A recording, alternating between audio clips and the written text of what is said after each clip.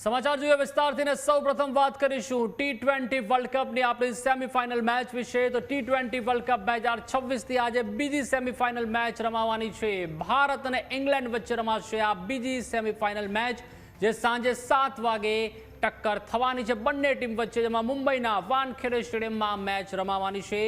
ફાઇનલની ticket મેળવવા માટે team India મેદાનમાં ઉતરવાની છે। જીતનારી ટીમ ફાઇનલમાં ન્યૂઝીલેન્ડ સાથે ટકરાશે, ત્યારે સાઉથ આફ્રિકાને હરાવીને ન્યૂઝીલેન્ડ પહોંચી ચૂક્યું છે ફાઇનલમાં। શાનદાર જીત સાથે ભારત ફાઇનલમાં પહોંચે તેવી ક્રિકેટ પ્રેમીઓને આશા છે। તો જે તે શાનદાર દમદાર મુકાબલો છે તે આજે સાંજે 7 વાગે મુંબઈના વાનખેડે સ્ટેડિયમમાં રમાવાનો છે અને તમામ દર્શકો તેની આતુરતાથી રાહ છે તે પણ જોઈ રહ્યા છે અને ચોક્કસથી ભારતીય ટીમને જે હોમ પિચનો ફાયદો છે તે પણ મળવાનો છે। મુંબઈના વાનખેડેમાં ભારતીય ટીમનો જે રેકોર્ડ છે તે પણ ખૂબ જ સારો રહ્યો છે।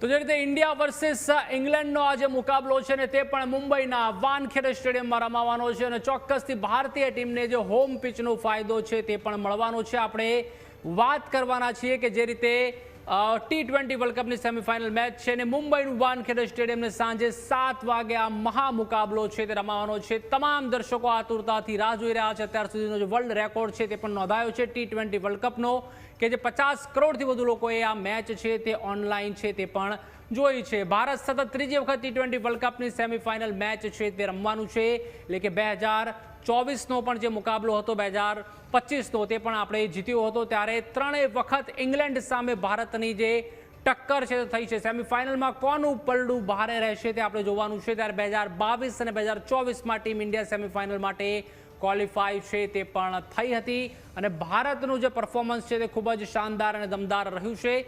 5 માર્ચે ઇંગ્લેન્ડ સામે ત્રીજી વખત સેમીફાઇનલમાં ટક્કર છે તે પણ થઈ હતી। તો જે રીતે મહત્વપૂર્ણ સમાચાર મળી રહ્યા છે, જેમાં વર્ષ 2022માં સેમીફાઇનલમાં ઇંગ્લેન્ડ સામે જે ટક્કર છે તે પણ ભારતની થઈ હતી। તો એક બાદ એક જે મુકાબલા છે તે સામે આવી રહ્યા છે અને જે ઇતિહાસની વાત કરી રહ્યા છીએ આપણે, ત્યારે ઇંગ્લેન્ડે ભારતને 10 વિકેટથી તે સમયે હરાવ્યું હતું। વર્ષ 2022નો જે રેકોર્ડ છે તે અમે આપણે બતાવી રહ્યા છીએ।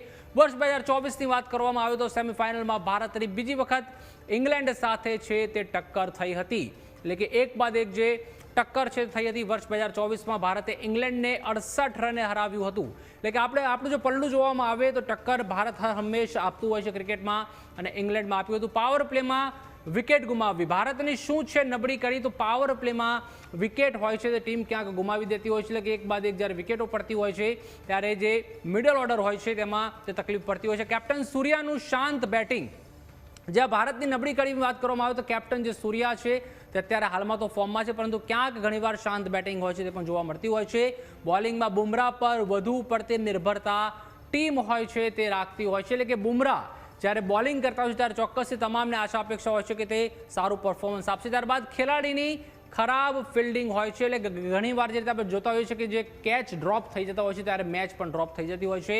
ઓપનર અભિષેક શર્માનું ફોર્મ ખૂબ જ મહત્વપૂર્ણ રહેવાનું છે, કારણ કે અભિષેક શર્મા આ વખતે જેવા જોઈએ તેવા ફોર્મમાં નથી રહ્યા। ભારતીય ટીમની તાકાતની વાત કરીએ, કેપ્ટન સૂર્યકુમાર યાદવ ટીમના સૌથી વધુ રન બનાવનાર ખેલાડી છે। સૂર્યાએ 38.50ની સરેરાશથી 135.88ના સ્ટ્રાઇક રેટથી 231 રન અત્યાર સુધીમાં બનાવ્યા છે, તે ખૂબ જ મહત્વપૂર્ણ કડી છે કેપ્ટન સૂર્યા। તો તે કેવું રમશે તે પણ જોવાનું રહેશે। ત્યારબાદ ઈશાન કિશનની વાત કરવામાં આવે 32ની સરેરાશ અને 185.12ના સ્ટ્રાઇક રેટથી 224 રન અત્યાર સુધીમાં ઈશાન કિશન દ્વારા બનાવવામાં આવ્યા છે, એટલે કે તેમની પણ જે બેટિંગ છે તે ખૂબ જ મહત્વપૂર્ણ રહેવાની છે।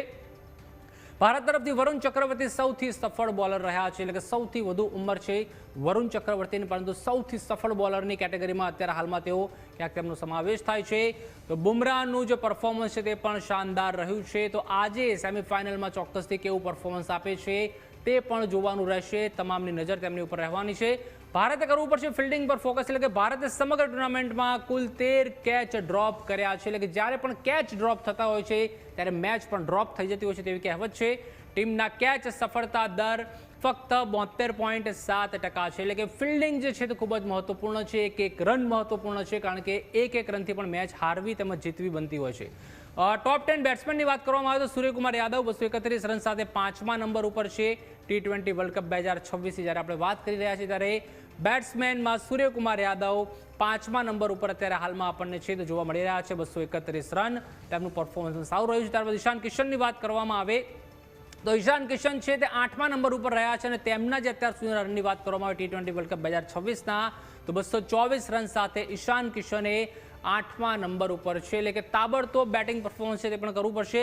બોલરની વાત કરવામાં આવે ટોપ 10 તો વરુણ ચક્રવર્તી 4થા નંબર ઉપર છે, જેમાં તેઓએ અત્યાર સુધીમાં T20 વર્લ્ડ કપ 2026માં 7 વિકેટ લીધી છે અને 4થા નંબર ઉપર છે વરુણ ચક્રવર્તી. ત્યારબાદ જોવામાં આવે તો ભારતીય ટીમ જે છે તે અત્યાર સુધીમાં T20 વર્લ્ડ કપમાં 110 ફોર મારી ચૂકી છે ને 69 સિક્સ છે તે પણ ફટકારી ચૂકી છે, એટલે કે તાબડતોબ જે બેટ્સમેન છે આપણી જે બેટિંગ લાઇનઅપ છે તે પણ ખૂબ જ મજબૂત છે. તેના કારણે પણ તે રીતે હવે ભારત અને ઇંગ્લેન્ડની વાત કરવામાં આવે કોણ ક્યારે બન્યું વિશ્વ વિજેતા 2007માં જે રીતે ભારત બન્યું છે, 2024માં ભારત બન્યું છે, તો ઇંગ્લેન્ડ છે તે 2010માં બન્યું હતું અને 2022માં બન્યું હતું. તો હવે જોવાનું રહેશે કે આ જે કપ છે તે કોણ લઈ જાય છે. તો જે રીતે આજે આ મેચ છે દમદાર શાનદાર પરફોર્મન્સ કોનું રહેશે તે પણ જોવાનું રહેશે. અને ન્યૂઝીલેન્ડની જો વાત કરવામાં આવે તો તે પણ ગઈકાલે ખૂબ જ શાનદાર પરફોર્મન્સ આપ્યું હતું અને માત્ર 12.5 ઓવરમાં જ પોતાનો ટાર્ગેટ છે તે પણ ન્યૂઝીલેન્ડે અચીવ કરી લીધો હતો. અને જે રીતે બેટિંગ છે ફિનલેન્ડની તે પણ જોવા મળી હતી અને 33 બોલમાં અત્યાર સુધીની ફાસ્ટેસ્ટ સેન્ચુરી તેઓએ ફટકારી છે. આ તરફ ઇન્ડિયન ટીમ પણ ખૂબ જ સારા ફોર્મમાં અત્યારે તો જોવા મળી રહી છે, પરંતુ ચોક્કસથી જે વેસ્ટ ઇન્ડિઝ મેચની વાત કરવામાં આવે તો ચોક્કસથી તેઓએ પણ ખૂબ જ મોટો પડકાર આપ્યો હતો અને મેચ હાથમાંથી જઈ રહી હોય તેવું લાગ્યું હતું, પરંતુ સંજુ સેમસનના કારણે સમગ્ર જે પાસો છે તે પલટાઈ ગયો હતો અને આપણે ચોક્કસથી સેમીફાઇનલ ટિકિટ મેળવી લીધી છે. તો હવે જોવાનું રહેશે તમામ પ્લેયર્સે આજે જી જાનથી રમવું પડશે.